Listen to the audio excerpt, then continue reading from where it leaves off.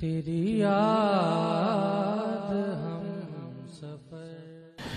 کوئی بھی بدعملی یا عمل صالح ہر دو صورت میں نتائج بھی دو آتے ہیں۔ ایک جس نے عمل صالح اختیار کیا اس نے استفادہ ذاتی حاصل کیا، صرف بات ذاتی نہیں رہتی، وہ استفادہ معاشرے میں آتا ہے، کسی نہ کسی درجے میں معاشرے کا کوئی نہ کوئی پہلو اس عمل صالح سے مستفید ہوتا ہے، ایک نتیجہ ناراض ہو گیا۔ اسی طرح جب عمل بد کی بات آئے گی، مثلا میں آپ کو مثال دیتا ہوں کہ یہاں کوئی خوشبو چھڑک دیتا ہے، ایک عمل کرنے والا اسے خود خوشبو جو ہے وہ اسے سانس مسحور کن محسوس ہوئی، پھر جو گرد و پیش ہے کیا انہیں خوشبو محسوس نہیں ہوگی؟ اور کہیں کوئی دھواں اٹھاتا ہے، آگ جلاتا ہے، تو جو آگ جلا رہا ہے، جو دھوئیں کی کڑواہٹ ہے، وہ خود بھی تو محسوس کر رہا ہے، اس کی آنکھیں بھی تو جل رہی ہیں، تو اس نے بھی اس کا نتیجہ پایا، اور جو گرد و پیش ہے یعنی پورے معاشرے میں جتنا عمل ہے اس درجے کے اثرات معاشرے میں جائیں گے۔ اور جب یہ دو صورتوں میں ہم دیکھیں گے تو پھر حساب بھی دو صورتوں میں آئے گا۔ میری کوئی غلطی ایک حساب تو وہ جو میں نے غلط کیا، پھر اس غلطی سے جو مخلوق خدا کو نقصان پہنچا پھر اس کا حساب لگائیں نا، حساب کہاں تک چلا جائے۔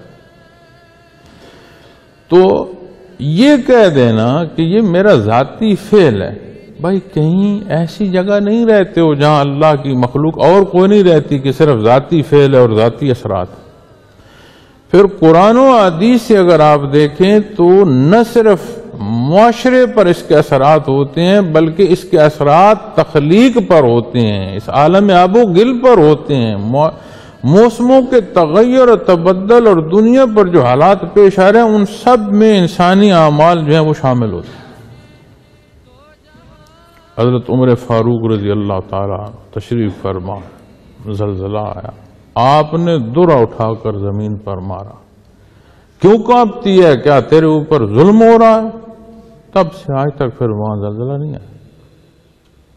ہم اپنی زندگی میں اپنے معاملات میں روز دیکھتے ایک وقت آتا ہے، ایک موقع آتا ہے جہاں غلط اور صحیح کا چناؤ ہر ایک کے سامنے آتا ہے۔ اب وہ کس راہ کا انتخاب کر رہا ہے، پھر اسی طرح کی مسافتیں ہوں گی، اسی طرح کی پھر منازل ہوں گی، اسی طرح کے پھر نتائج ہوں گے۔ تو یہ اب مجھے جو ضرورت ہے وہ دیکھوں جو خبر مجھ تک آئی میں اس کے مطابق کیا کر رہا ہوں۔ میں اپنی زندگی کو جب دیکھتا ہوں معزز سامعین کرام، بیشتر حصہ میرا مسجد کے حوالے سے، سلسلہ عالیہ کے حوالے سے اور اسی طرح کے انتظام و انصرام میں گزرتا ہے۔ یقین مانے شام جب ہوتی ہے اور اکثر جب میں سرہانے پر سر رکھتا ہوں تو معافی مانگ رہا ہوتا ہوں، کیوں کہ دن بھر کی جو غلطیاں اور تجاوز میں محسوس کرتا ہوں کہ فلاں عمل بھی میرا کمزور تھا، فلاں بات بھی میری کمزور تھی، وہاں مجھے صبر کرنا چاہیے تھا، وہاں میں تلخ ہو گیا، وہاں کمزوری تھی، مجھے ضرورت تھی کہ میں اس کی نشاندہی کرتا۔ تو میں نہیں سمجھتا کہ کوئی شام میں نے ایسی دیکھی ہو جس میں اس خوف کے ساتھ سراہنے پر سر نہ رکھو کہ میں نے یہ ظلم کیا، زیادتی کی۔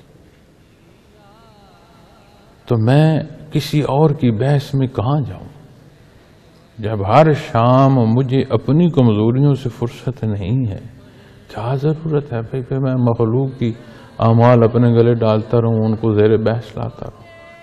تو میں نہیں سمجھتا کہ عملی زندگی جو بسر کر رہا ہے، شام کو اگر وہ بیٹھے دھیان دے اپنے دن بھر کے معاملات میں تو اسے کوئی فرصت میسر آئے وہ کسی اور کو زیر بحث لائے، میں نہیں سمجھتا۔